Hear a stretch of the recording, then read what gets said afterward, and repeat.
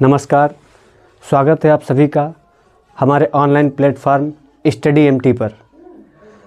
जैसा कि आप लोगों ने टाइटल में देखा है, एसएससी जीडी के लिए विशेष तरीके से क्लास आपके लिए रखी गई है और टाइटल का नाम ही है गागर में सागर। यानी हम कोशिश करेंगे कि एक ही क्लास में ज़्यादा से ज़्यादा चीज़ें कंप्लीट कर सकें, जो परीक्षा की दृष्टि से महत्वपूर्ण चीज़ें हैं। हम आज उनके बारे में डिस्कस करेंगे। तो आज सबसे पहले जैसे एसएससी जीडी में पंचवर्षीय योजनाओं में से एक क्वेश्चन ज़रूर बनता है, तो हम सभी लोग आज पंचवर्षीय योजनाएं, जो 12 पंचवर्षीय योजनाएं हुई हैं, उन सभी को एक एक करके कंप्लीट करते हैं। तो आइए आप सभी लोग ध्यान दीजिए। पंचवर्षीय योजनाएं, तो ये 3 कैटेगरी में बांट दी गई हैं।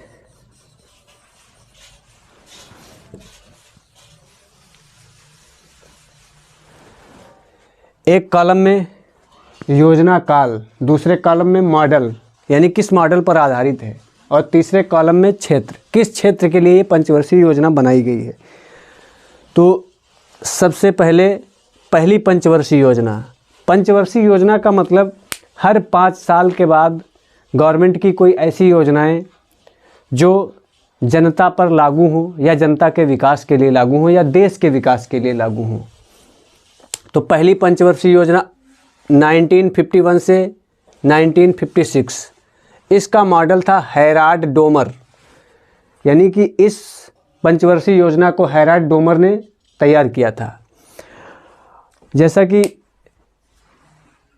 सभी लोगों को विदित है कि भारत एक कृषि प्रधान देश है, तो पहली पंचवर्षीय योजना में कृषि पर आधारित पंचवर्षीय योजना बनाई गई, क्योंकि कृषि से ही सबसे ज़्यादा अपने यहाँ विकास होता है और कृषि प्रधान देश भी अपना देश है।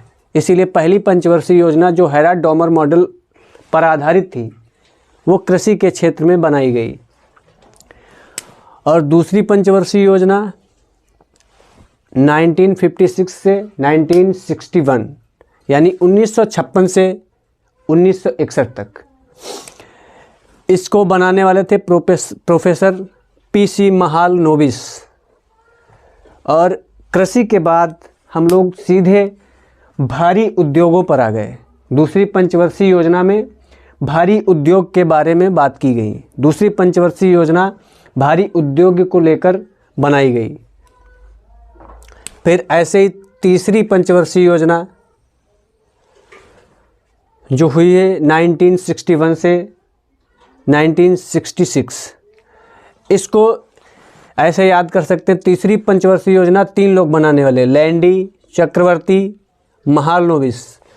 सबसे पहली अगर आत्मनिर्भरता की बात की गई है, तो तीसरी पंचवर्षीय योजना में आत्मनिर्भरता की बात तीसरी पंचवर्षीय योजना में की गई, जिसमें 3 लोग सम्मिलित थे, लैंडी, चक्रवर्ती, महालनोबिस। इन तीनों लोगों ने पंचवर्षीय योजना बनाई। जो तीसरी थी वो आत्मनिर्भरता के क्षेत्र में बनाई गई। अभी इसके बाद इसको अच्छी तरीके से याद करने की भी ट्रिक बताएंगे।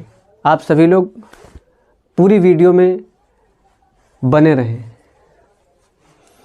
चौथी पंचवर्षीय योजना 1969 से 1974, यानी इसमें 3 साल का गैप है, और गैप में ही एक एक वर्ष की योजनाएं बनाई गई, जिसको बाद में रोलिंग प्लान नाम दे दिया गया। अभी आगे इसकी भी बात करेंगे, आप लोग हमारे साथ बने रहें। इस चौथी पंचवर्षीय योजना को बनाने वाले अशोक रुद्र एएस मैनी थे। इस पंचवर्षीय योजना को स्थिरता व आत्मनिर्भरता के क्षेत्र में लागू किया गया। इस पंचवर्षीय योजना में स्थिरता और आत्मनिर्भरता की बात की गई, जो कि हमारी चौथी पंचवर्षीय योजना है।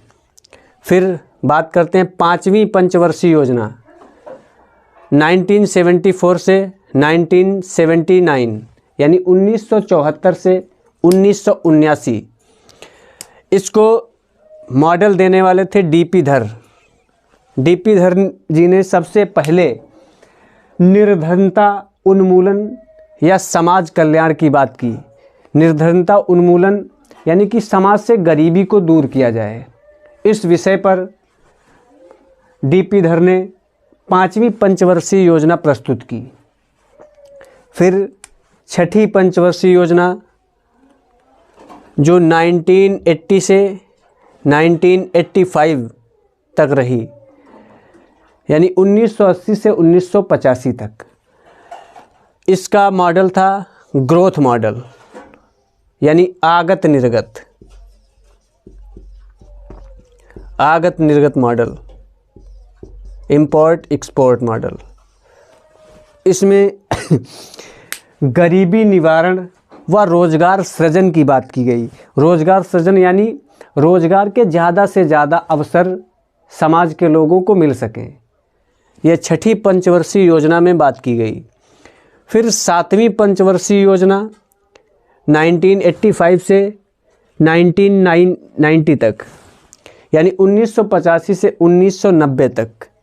इसमें मॉडल रखा गया वस्तु मजदूरी। 7वीं पंचवर्षीय योजना का मॉडल था वस्तु मजदूरी, और ये खाद्यान्न तथा ऊर्जा के क्षेत्र में ध्यान में रखते हुए बनाई गई। कौन सी योजना? 7वीं पंचवर्षीय योजना। फिर बात करते 8वीं पंचवर्षीय योजना 1992 से 1997। जॉन डब्ल्यू मिलर इस मॉडल को प्रस्तुत करने वाले थे। जॉन डब्ल्यू मिलर इस मॉडल के प्रस्तुतकर्ता थे। उन्होंने शिक्षा, स्वास्थ्य, रोजगार यानी कि ओवरऑल देखा जाए तो मानव संसाधन या मानव विकास के क्षेत्र में इस पंचवर्षीय योजना को लागू किया।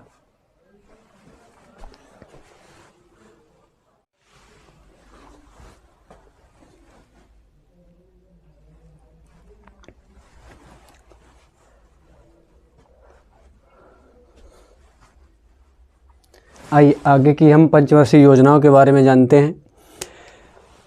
9वीं पंचवर्षीय योजना 1997 से 2002 तक, यानी 1997 से 2002 तक ये 9वीं पंचवर्षीय योजना चली। इसका मॉडल था आगत निर्गत मॉडल। इसका भी मॉडल था आगत निर्गत मॉडल, और इसको ये 9वीं पंचवर्षीय योजना सामाजिक न्याय, समानता या आर्थिक विकास के क्षेत्र में ये बनाई गई। 9वीं पंचवर्षीय योजना सामाजिक न्याय, समानता, आर्थिक विकास को देखते हुए बनाई गई।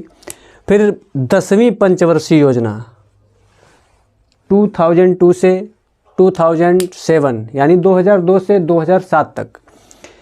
इसका कोई ख़ास मॉडल नहीं था और ना ही इसका कोई ख़ास क्षेत्र था। ये एग्ज़ाम में ज़्यादा पूछी भी नहीं जाती। फिर 11वीं पंचवर्षीय योजना 2007 से लेकर 2012 तक 11वीं पंचवर्षीय योजना चली। इसको प्रस्तुत करने वाले थे प्रोफेसर सी रंगराजन। ये अधिक समावेशी विकास के क्षेत्र में बनाई गई पंचवर्षीय योजनाओं में से एक है। और उसके बाद लास्ट यानी 12वीं पंचवर्षीय योजना 2012 से लेकर 2017 तक बनाई गई।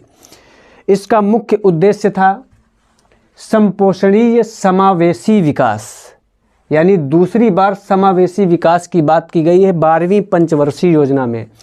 आइए हम लोग जो अवकाश काल है, गैप, कौन कौन सी पंचवर्षीय योजना में क्या क्या गैप रहा और किस लिए गैप रहा, ये जानते हैं। तो पहला गैप 1966 से 1969 तक रहा।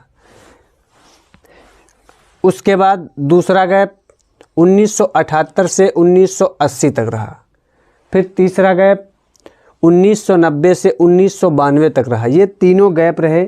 इसी बीच एक एक वर्ष की योजनाएं चलाई गईं, जो कि 5वीं पंचवर्षीय योजना के बाद 1 ईयर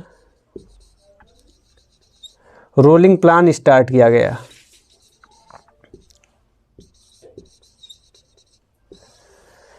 एग्जाम में ये क्वेश्चन पूछा जा सकता है कि किस पंचवर्षीय योजना के बाद 1 ईयर रोलिंग प्लान लागू किया गया। तो ऑप्शन में यदि कहीं दिखाई पड़ जाएगी 5वीं पंचवर्षीय योजना के बाद, तो उसको टिक कर देना है। आइए थोड़ा बैकग्राउंड जानते हैं, पंचवर्षीय योजनाएं किस लिए बनाई गई। सबसे पहले 15 मार्च 1950 को योजना आयोग का गठन किया गया, जिसके मुखिया होते हैं प्रधानमंत्री। खैर अब तो ये योजना आयोग बंद कर दिया गया। उसके बाद 6 अगस्त 1952 को राष्ट्रीय विकास परिषद का गठन हुआ। राष्ट्रीय विकास परिषद के गठन के बाद पंचवर्षीय योजनाएं स्टार्ट हुई। हर 5 साल के लिए योजनाएं तैयार की गई। किसके बाद? 6 अगस्त 1952 के राष्ट्रीय विकास परिषद के बाद। तो आप लोगों को पंचवर्षीय योजनाएं समझ आई होंगी। कृपया ध्यान देकर इनको पढ़ें और एग्ज़ाम में इनसे आए हुए क्वेश्चन सॉल्व करें।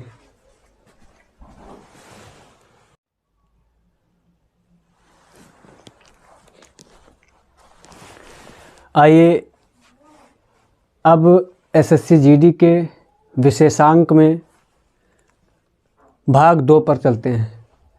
महत्वपूर्ण वंश तथा उनके संस्थापक। महत्वपूर्ण वंश तथा उनके संस्थापक में से एसएससी जीडी इस बार हर पेपर में एक न एक क्वेश्चन जरूर पूछता है, तो इसको भी हम सभी लोग ध्यान देते हुए पढ़ते चलेंगे। एक तरफ वंश, फिर संस्थापक और उनकी राजधानी और अंतिम शासक, इन 4 चीज़ों के बारे में हम इस भाग 2 में जानेंगे। तो पहला वंश हर्यक वंश 544 से 413 बीसी तक। इसके संस्थापक थे बिंबिसार। हर्यक वंश को ही पितृहंता वंश के नाम से भी जाना जाता है, क्योंकि इस वंश के हर शासक ने अपने पिता की हत्या करके गद्दी हासिल की, इसीलिए इसको दूसरा नाम दिया गया है पितृहंता वंश।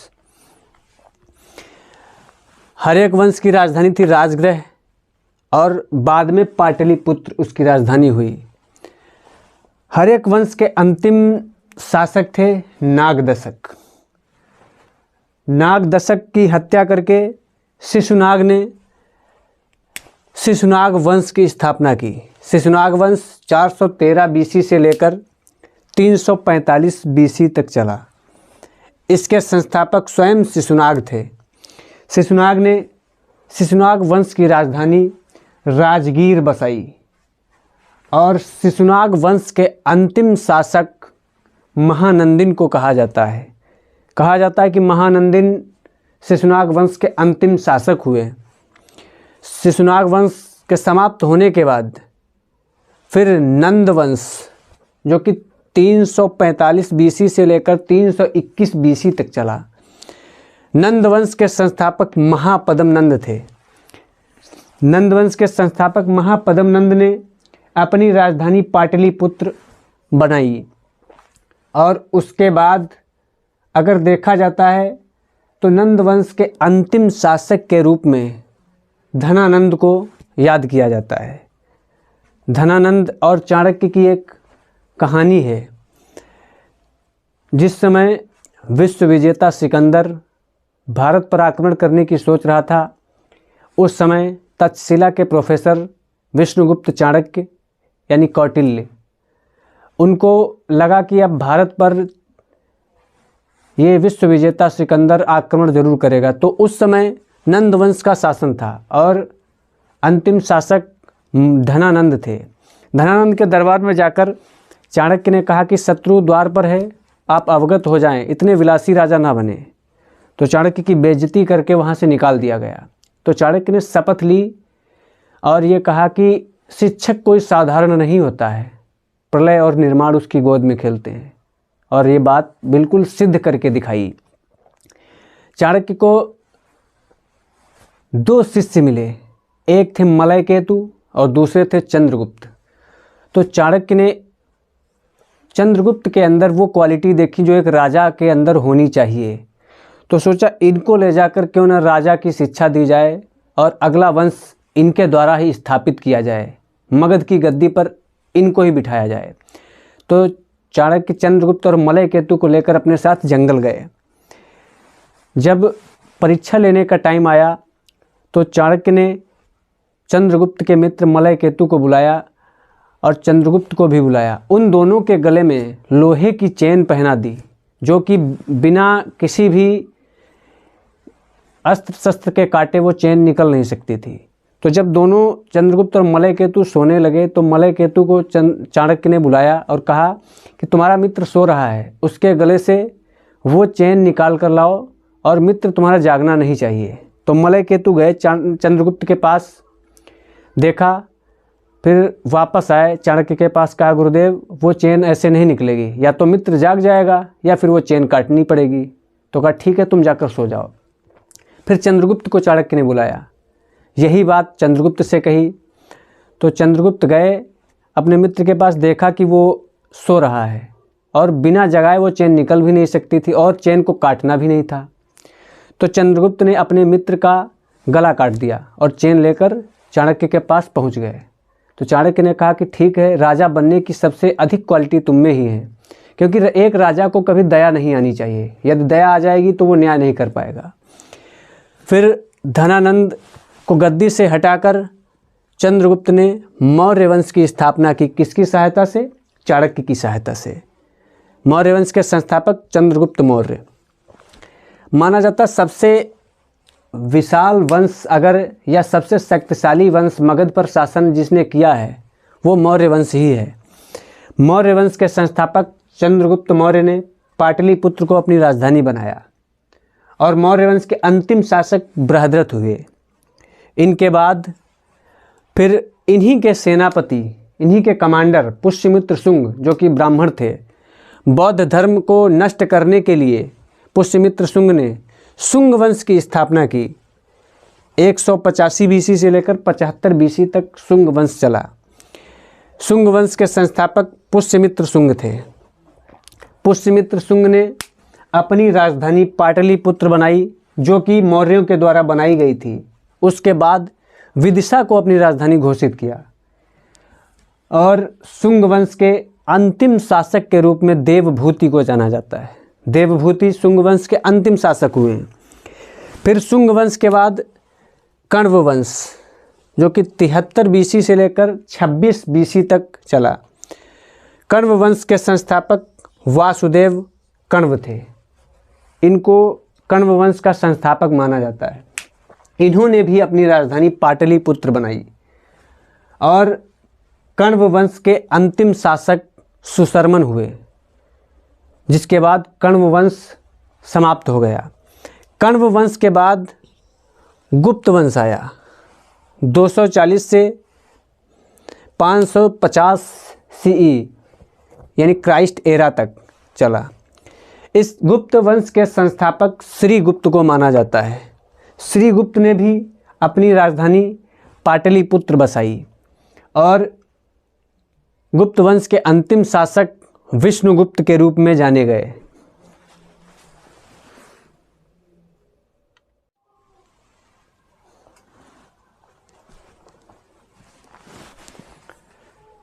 अगला वंश है पांड्य वंश, 550 से 1350 सीई। इसके संस्थापक मारवर्मन थे और मारवर्मन ने राजधानी अपनी मदुरई बसाई, जो कि दक्षिण भारत में पड़ती है।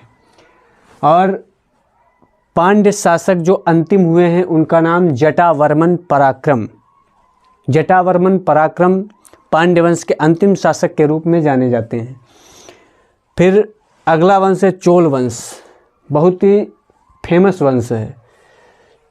300 से 1279 सीई। इसके संस्थापक विजयालय को माना जाता है। विजयालय ने अपनी राजधानी पुहार या बाद में तंजावुर बसाई।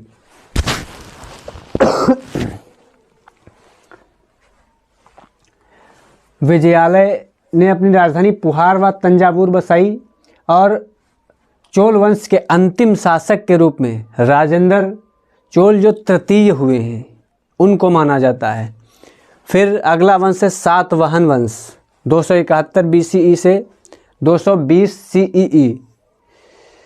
सिमुक इसके संस्थापक के रूप में जाने जाते हैं।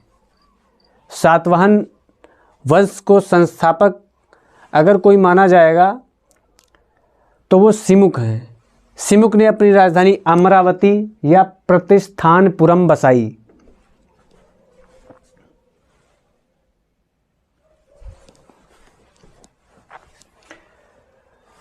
सिमुक ने अपनी राजधानी प्रतिष्ठानपुरम या अमरावती बसाई और इसके अंतिम शासक के रूप में सी सतकर्णी को माना जाता है। और उसके बाद सातवाहन वंश के बाद कुषाण वंश 80 से 125 CE तक, इसके संस्थापक कुजुक कड़फिसेस को माना जाता है। कुजुक कड़फिसेस कुषाण वंश के संस्थापक माने जाते हैं। इन्होंने राजधानी अपनी पेशावर, तक्षशिला व मथुरा 3 जगह बनाई। और इसके अंतिम शासक किपुनंद थे। किपुनंद को कुषाण वंश का अंतिम शासक माना जाता है। उसके बाद पल्लव वंश 272 से 885 CE तक, इसके संस्थापक सिम्हा विष्णु को माना जाता है। सिम्हा विष्णु पल्लव वंश के संस्थापक थे और राजधानी इन्होंने कंचनपुरम बसाई। सिम्हा विष्णु ने अपनी राजधानी कंचनपुरम बसाई। और पल्लव वंश के अंतिम शासक अपराजिता वर्मन को माना जाता है। अपराजिता वर्मन पल्लव वंश के अंतिम शासक के रूप में जाने जाते हैं। फिर अगला वंश है चालुक्य वंश 543 से 753। इसके संस्थापक पुलकेशिन प्रथम को माना जाता है। पुलकेशिन प्रथम, याद रखना, पुलकेशिन प्रथम और पुलकेशिन द्वितीय भी हैं। पुलकेशिन प्रथम ने अपनी राजधानी बादामी में बसाई और इसके अंतिम शासक कीर्तिवर्मन को माना जाता है। चालुक्य वंश के अंतिम शासक कीर्तिवर्मन को माना जाता है।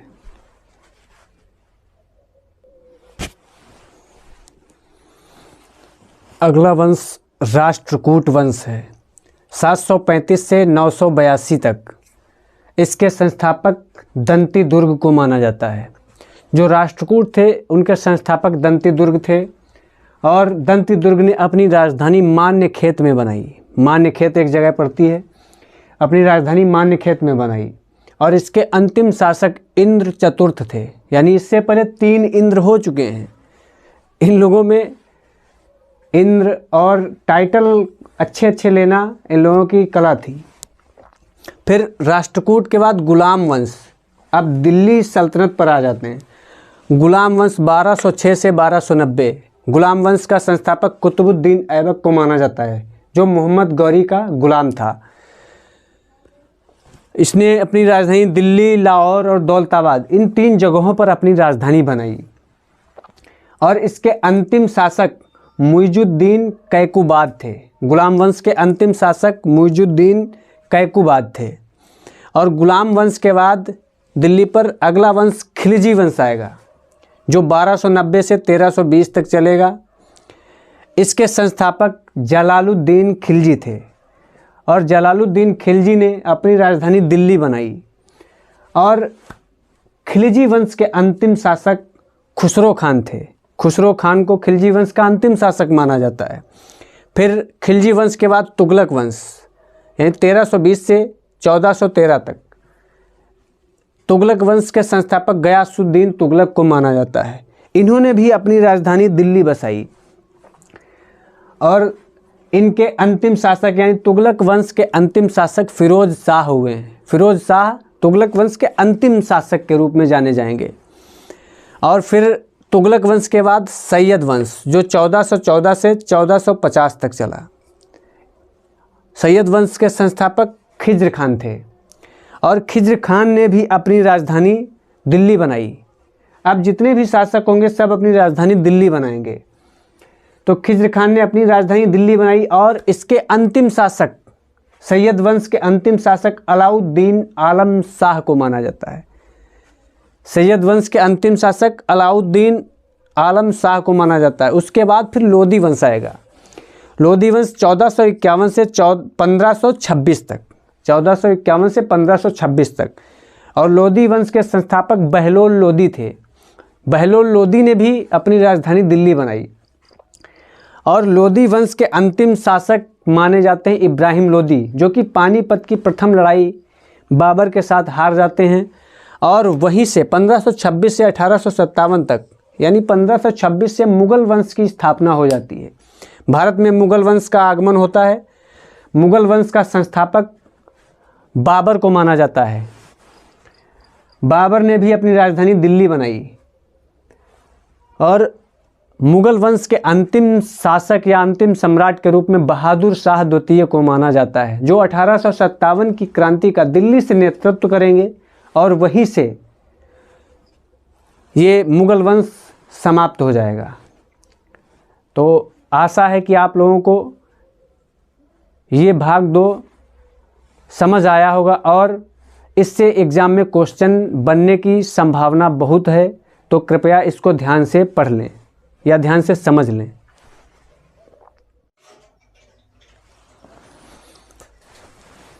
नमस्कार, एसएससी जीडी के भाग 3 में आपका स्वागत है।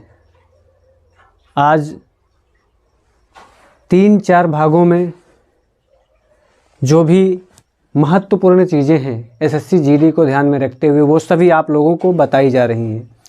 ध्यान देकर आप लोग इनको पढ़ें और यदि ना आपको पता हो तो लिखते भी चलें। इम्पॉर्टेंट आर्टिकल्स यानी महत्वपूर्ण अनुच्छेद जो एग्ज़ाम में आने की संभावना है। तो नंबर 1 39A, अनुच्छेद 39A में कहा गया समान न्याय व फ्री कानूनी सहायता। समान न्याय यानी सबको एक तरह से बराबर न्याय मिलेगा, यानी किसी के साथ भी न्याय को लेकर भेदभाव नहीं होगा। और फ्री कानूनी सहायता यानी आप यदि कानून के बारे में नहीं जानते हैं तो आप अपने थाने में जाकर थानेदार से कानूनी सहायता के बारे में जान सकते हैं, क्योंकि फ्री कानूनी सहायता का उल्लेख 39A में किया गया है।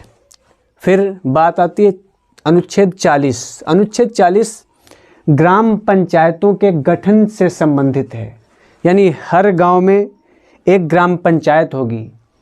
ग्राम पंचायतों का गठन महात्मा गांधी जी के निवेदन पर हुआ था और भीमराव अंबेडकर जी नहीं चाहते थे कि ग्राम सभाएं बने, क्योंकि उनका मानना था भीमराव अंबेडकर जी का कि सरकार का पैसा ग्राम पंचायत तक आते आते बिल्कुल ख़त्म हो जाएगा। लेकिन गांधी जी का कहना था कि नहीं, अगर पंचायतें नहीं होंगी तो स्वायत्त विकास यानी अपने क्षेत्र का विकास नहीं हो पाएगा।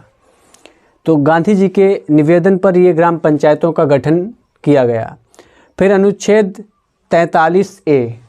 43A में कारखानों के प्रबंधन में मजदूरों की भागीदारी के बारे में दिया है, यानी मजदूरों को भी कारखानों के प्रबंधन में भागीदारी मिलनी चाहिए।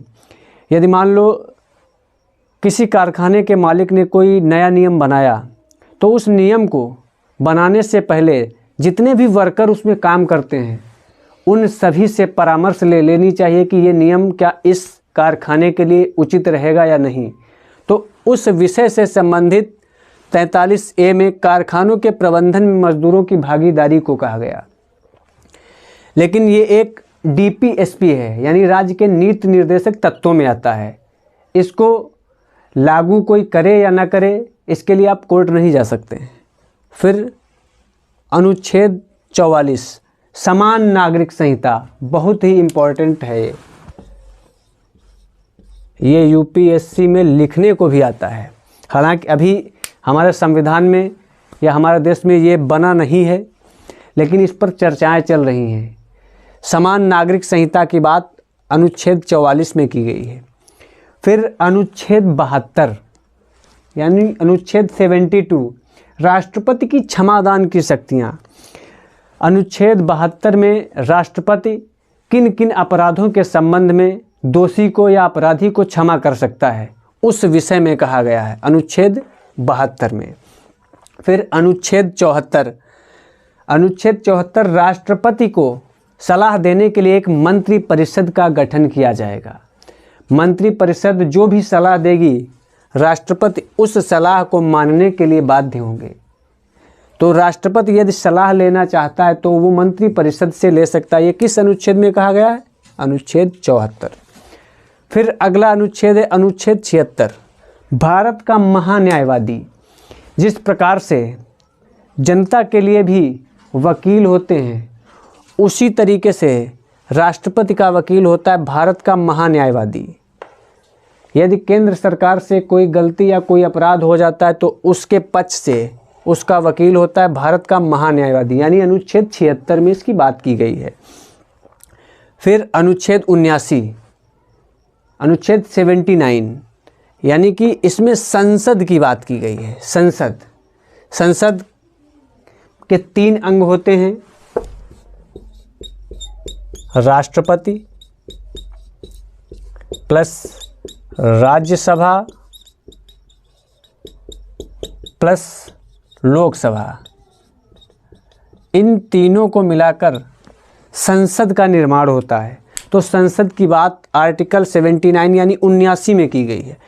फिर अनुच्छेद 124 124, इसमें सुप्रीम कोर्ट की स्थापना के विषय में बात की गई है, यानी सुप्रीम कोर्ट की स्थापना से संबंधित अनुच्छेद 124 है। सुप्रीम कोर्ट यानी उच्चतम न्यायालय, उच्च न्यायालय दूसरा है यानी हाई कोर्ट, उच्चतम न्यायालय यानी सुप्रीम कोर्ट। सुप्रीम कोर्ट की स्थापना के विषय में 124 अनुच्छेद में कहा गया है। और फिर अगला अनुच्छेद 129 अनुच्छेद में सुप्रीम कोर्ट अभिलेखों का न्यायालय होगा, ये कहा गया है। यानी जो कुछ भी रिकॉर्ड होंगे सुप्रीम कोर्ट में एकदम सुरक्षित रहेंगे।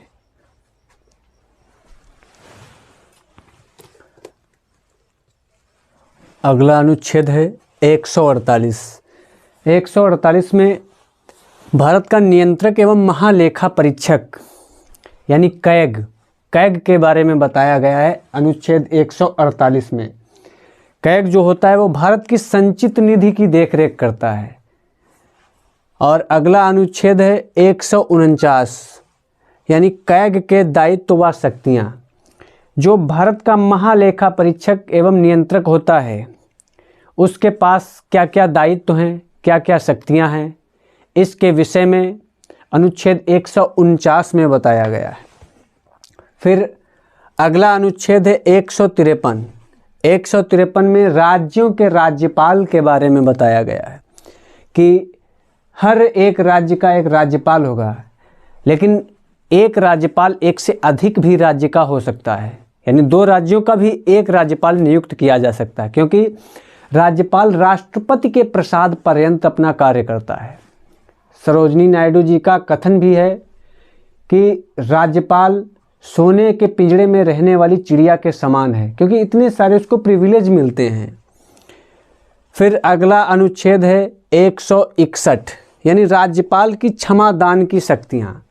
जिस प्रकार से अनुच्छेद 72 में राष्ट्रपति अपराधी को क्षमा कर सकता है, उसी प्रकार से अनुच्छेद 161 में राज्यपाल को भी पावर दी गई है, शक्ति दी गई है कि वो दोषी या अपराधी को क्षमा कर सके। फिर अगला अनुच्छेद है 214। अनुच्छेद 214 में राज्यों के उच्च न्यायालय के बारे में कहा गया है, यानी हाई कोर्ट के बारे में। हर एक राज्य का अपना एक हाई कोर्ट होगा। जैसे केंद्र के लिए एक सुप्रीम कोर्ट यानी उच्चतम न्यायालय है। उच्चतम न्यायालय की बात अनुच्छेद 124 में की गई है और उच्च न्यायालय की बात अनुच्छेद 214 में की गई है। फिर अगला अनुच्छेद है 233। 233 यानी जिला न्यायाधीशों की नियुक्ति, यानी हर जिले में जो डिस्ट्रिक्ट कोर्ट होती हैं उनके न्यायाधीशों की नियुक्ति के विषय में अनुच्छेद 233 दिया गया है। फिर अगला अनुच्छेद 243A, यानी 243A में ग्राम सभा के बारे में कहा गया। जिस प्रकार से अनुच्छेद 40 में ग्राम पंचायत का गठन दिया है, उसी प्रकार से अनुच्छेद 243 में यानी 243A में ग्राम सभा के बारे में दिया है। फिर अगला अनुच्छेद है जो महत्वपूर्ण है, अनुच्छेद 243B, यानी अनुच्छेद 243 का खा। अनुच्छेद 243 खा यानी पंचायतों का संविधान। पंचायतों के लिए क्या क्या नियम कानून होंगे, पंचायतों का क्या संविधान होगा, वो 243 के खा यानी 243 बी में दिया हुआ है। फिर अगला अनुच्छेद 165 जो बहुत ही महत्वपूर्ण है, जिस प्रकार से अनुच्छेद 76 में भारत का महान्यायवादी के विषय में दिया गया है, जो कि केंद्र सरकार का वकील होता है, उसी प्रकार से राज्य सरकार का वकील 165 यानी राज्य का महाधिवक्ता होता है, जो राज्य सरकार का वकील कहा जाता है।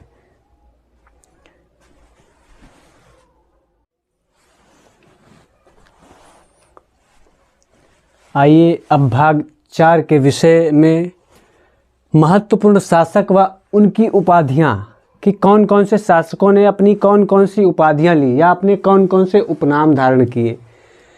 तो जो मुअज्जम थे दिल्ली सल्तनत में यानी मुग़लों में, जो मुअज्जम थे, औरंगजेब के बाद जो आया 1707 से 1712 तक, उन्होंने अपना टाइटल बहादुर शाह प्रथम यानी बहादुर शाह प्रथम के नाम से जाने गए मुअज्जम, और इन्हीं को एक नाम दिया गया शाह ए बेखबर, क्योंकि औरंगजेब ने जिनके जिनके साथ शत्रुता कर रखी थी, इन्होंने उनके साथ मित्रता कर ली और उन सबकी ज़मीनें वापस लौटा दी और उनके अधिकार भी वापस कर दिए।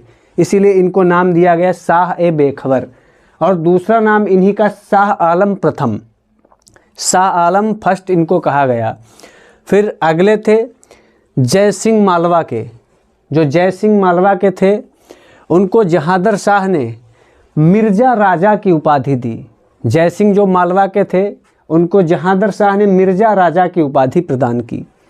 जय सिंह को मिर्ज़ा राजा कहा जाने लगा। फिर अगले शासक अजीत सिंह मारवाड़ के, इनको भी जहांदर शाह ने महाराजा की उपाधि दी। इसके बाद ये अजीत सिंह जो मारवाड़ के थे, इनको महाराजा कहा जाने लगा। फिर एक नाम आता है जो हैदराबाद को स्वतंत्र राज्य घोषित करने में आता, निज़ाम उल मुल्क का। निज़ाम उल मुल्क का वास्तविक नाम मीर कमर उद्दीन खान सिद्दीकी है। मीर कमर उद्दीन खान सिद्दीकी, जो कि निज़ाम उल मुल्क के नाम से जाने गए, जिन्होंने हैदराबाद को स्वतंत्र राज्य घोषित किया और वहाँ का शासन संभाला। फिर मोहम्मद शाह रंगीला के टाइम पर नादिर शाह ने आक्रमण किया, करनाल का युद्ध हुआ, जिसमें 1738-39